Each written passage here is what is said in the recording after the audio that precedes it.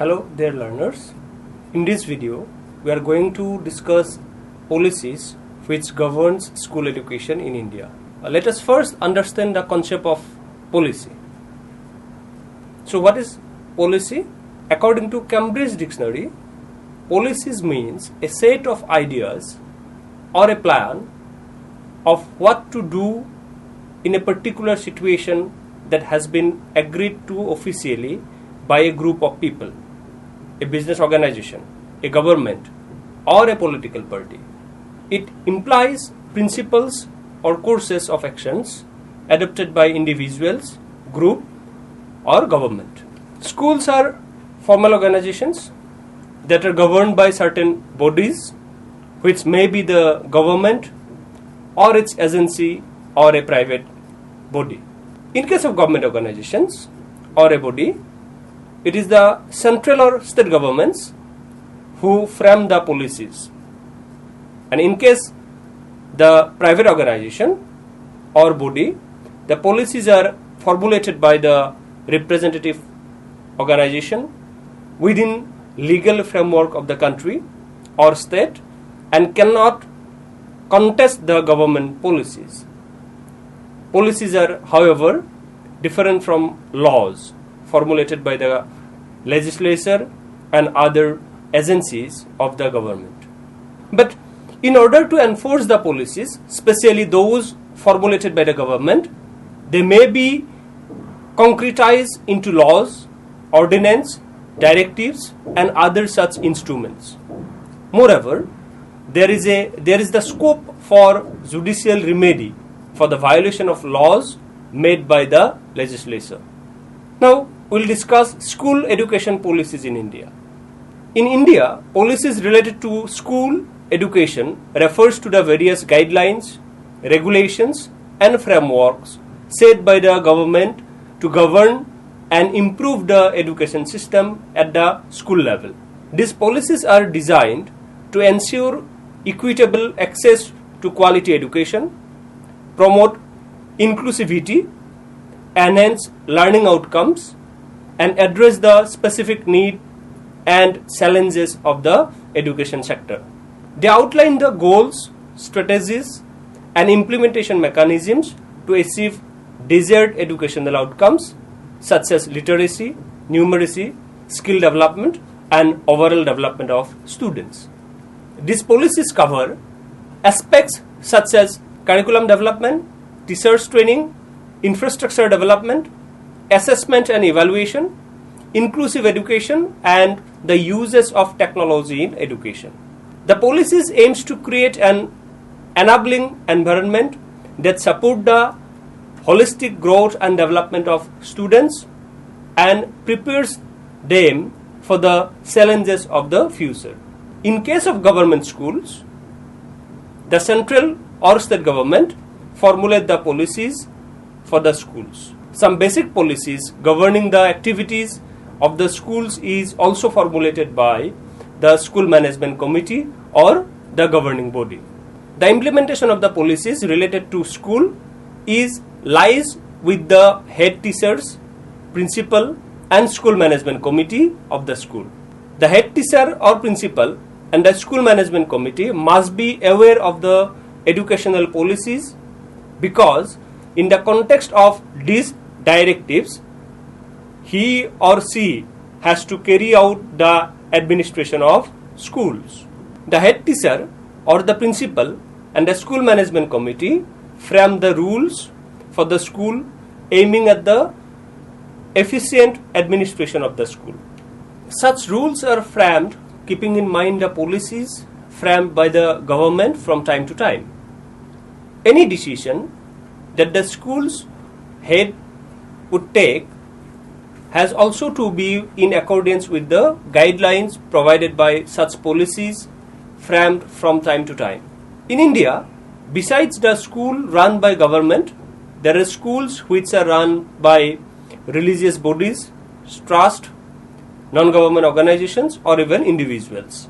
School may also frame policies, but the policies framed by them are applicable only to the schools administered by them. Whether it is a governing body of a school run by an institution or a trust or any other non-governmental organization that may or may not be receiving any grants in aid, it has the right to formulate policies for imparting education in the schools that are governed by it.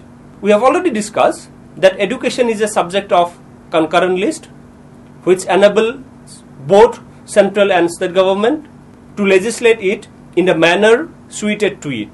In India, the government plays an active role in providing education and running educational institutions. Policies are framed by the government at different levels. The central government, on the recommendation of Education Commission or advisory body, to safeguard the constitutional provisions formulated education policies.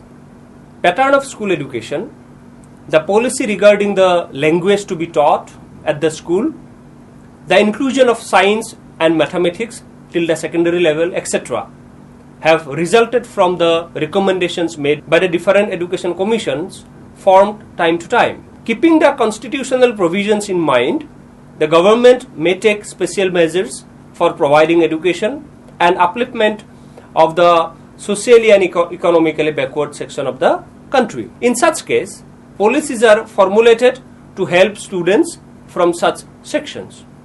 Special policies may be framed for encourage the enrollment of girls and to provide economic help in the form of free education to girls' child. The constitution of a country may be one of the major sources of policies for education.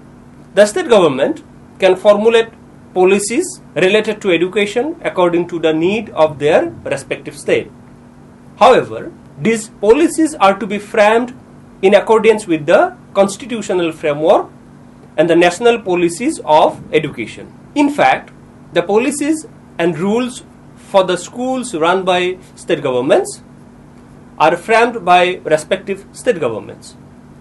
Issues related with upgradation and enrichment of the curriculum, providing free education, designing textbook, providing teachers education, carrying out reforms in evaluation system, etc., for such schools are looked after by the state government. In addition to policies, the administration of schools is also governed by legal instruments such as laws, ordinance, directives, acts, etc., that codify their provisions or require them to be strictly implemented. Thereafter, at the level of the individual school, the school head or the principal frames certain rules and regulations for carrying out the administrative process. The implementation side of administration or management, consisting in some practices and trends that have been used for the governance of schools, form a background to all these theory guidelines. Some of the policy documents adopted by government for promoting school educations are National Policy on Education 1968, National Policy on Education 1986, Program of Action 1992, National Educational Policy 2020, etc. There are some other schemes or programs adopted by the government for improving quality and access of education in India, like Sarva Shiksha Abhiyan, Right to Education Act 2009, Rashtriya Madhyamik Shiksha Abhiyan, etc. Now, we'll discuss some of the policies initiated by the government. So, the first one is National Policy on Education, NPE of 1968. The National Policy on Education, NPE of 1968, was a landmark document that outlined the vision and goals for the development of education in India. It aimed to address the challenges faced by the education system and lays the foundation for its transformation. The policy was formulated under the guidance of a committee chaired by Dr. D.S. Kothari, who was appointed as the chairman of the National Education Commission. Key highlights and objective of the 1968 National Policy on Education includes the following points. The policy suggests to provide free and compulsory education to all children up to the age of 14 years.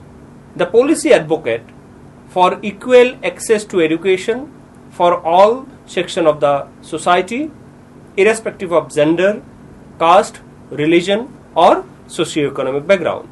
The NP recognizes the need for vocational education and skill development to address the requirement of the workforce and promote employment opportunities. The policy also recognizes the importance of multilingualism and advocated for the use of the mother tongue or regional language as the medium of instruction at the primary level. The policy called for improvement of teachers' education programs, the enhancement of teachers' professional skill, and the establishment of institutions for teachers' training and development. The NP also advocated for curriculum reforms to make education more relevant, practical, and holistic. It emphasized the integration of co-curricular activities, value education, and a focus on moral, social, and environmental values. The 1968 National Policy on Education played a significant role in shaping the educational landscape of India. It laid the foundation for subsequent educational reforms and policies, including the National Policy on Education of 1986 and the recently revised National Education Policy of 2020. The National Policy on Education 1986 was a landmark policy document that outlined the vision and goals for the development of education in India. It aimed to address the challenges faced by the education system and provide a framework for its improvement and expansion. The policy was formulated under the guidance of a committee chaired by Acharya Ramamurthy. So, following are the some key highlights and objective of the 1986 National Policy on Education. Number one, it emphasized the need for reducing disparities in educational opportunities and ensuring access to quality education for all children up to the age of 14. Next, it called for the improvement of infrastructure, teaching methods, curriculum, and evaluation system to enhance the quality of education imparted. It aimed to integrate vocational education with the mainstream curriculum and establish vocational training institution. It also aims to promote literacy and provide opportunities for continuing education to adults, especially those from disadvantaged background. The policy emphasized the importance of equity in education and the elimination of disparities based on gender, caste, religion, or socio-economic background. It also emphasized the use of technology in curriculum development, research training, and educational administration. The National Policy on Education of 1986 had a significant impact on the educational landscape of India. It laid the foundation for several educational reforms and initiatives, including the introduction of 10+2+3 system of education, the establishment of National Council for Educational Research and Training, that is NCERT, and promotion of alternative modes of education such as open and distance learning. The next is the Program of Action of 1992. The Program of Action of 1992, also known as the National Policy on Education NPE 1992, was a crucial document that aimed to further the goals set by the National Policy on Education of 1986. It was developed to address the emerging challenges in the fields of education and provide a roadmap for educational reforms in India. So the key features of Program of Actions 1992 was the POA emphasized, or the Program of Action emphasized, the need for universalizing elementary education and ensuring access to quality education for all children in the age group of 6 to 14 years. It emphasized the need to review and update the curriculum to make it more learner-centered, contextually relevant, and responsive to social needs. The program of action gave special attention to the education of girls and aimed to eliminate gender disparities in education. It focused on increasing girls' enrollment, reducing dropout rates, and improving the quality of education for girls. It also emphasized on importance of inclusive education and the provisions of equal education opportunities for all, quality improvement, promoting vocational education, use of educational technology, tools and resources. The Program of Action 1992 played a significant role in shaping educational policies and reforms in India. It provides a comprehensive framework for addressing the key challenges in the education system and laid foundation for subsequent initiatives such as the Sarva Shiksha Abhiyan and Right to Education Act of 2009. Then comes the National Education Policy 2020, or we call it the New Education Policy. The NEP 2020 framework is designed to address the needs and challenges of the Indian education system. It is based on the principles of equity, quality and access, with the objective of providing an inclusive and holistic education to all learners. The key components of NEP 2020 framework includes the following points. So number one, the policy emphasizes the importance of early childhood care and education for children aged between 3 to 6 years. The policy promotes a multidisciplinary and flexible curriculum framework that encourages critical thinking, creativity, and conceptual understanding. It also emphasizes the use of technology in teaching and learning process. It emphasizes the use of formative and continuous assessment to track students' progress and provide targeted interventions. The NEP 2020 aims to enhance the skill and competencies of teachers through training programs and mentoring support. It also aims to improve the employability of students through internship and industry-academia collaboration. The NEP 2020 recognizes the importance of vocational education and aims to integrate vocational skill training into mainstream education. The policy proposes reforms in governance structure and mechanism to enhance transparency, accountability and efficiency in the education system of the country. The NEP 2020 framework sets the vision and direction for transforming the education system of India. Its implementation will require collaborative effort from various stakeholders, including government bodies, educational institutions, teachers, parents, and students, to ensure quality education and holistic development of the learners. The New Education Policy 2020 in India aims to replace India's 10+2 schooling structure with a new 5+3+3+4 structure. So, we have discussed few important educational policies of government. There are some programs, schemes or laws which are enacted by government from time to time to improve the quality and equity of education in India, like the Sarva Shiksha Abhiyan. So the Sarva Shiksha Abhiyan is a flagship program of the government of India aimed at providing universal access to quality education, launched in 2001. The Sarva Shiksha Abhiyan is one of the largest and most significant initiative in the field of education in India. The program's primary objective is to ensure that every child in the age group of 6 to 14 years receives free and compulsory education. So the SSA focus on ensuring that every child, irrespective of their gender, socio-economic background or location, is enrolled in school.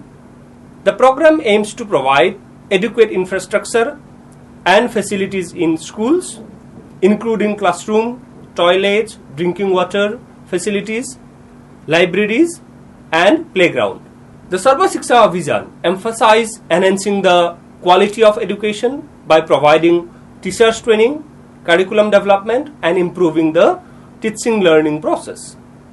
It provides support mechanism such as special training, assistive device, and ramps to cater to the diverse needs of students and make school education inclusive.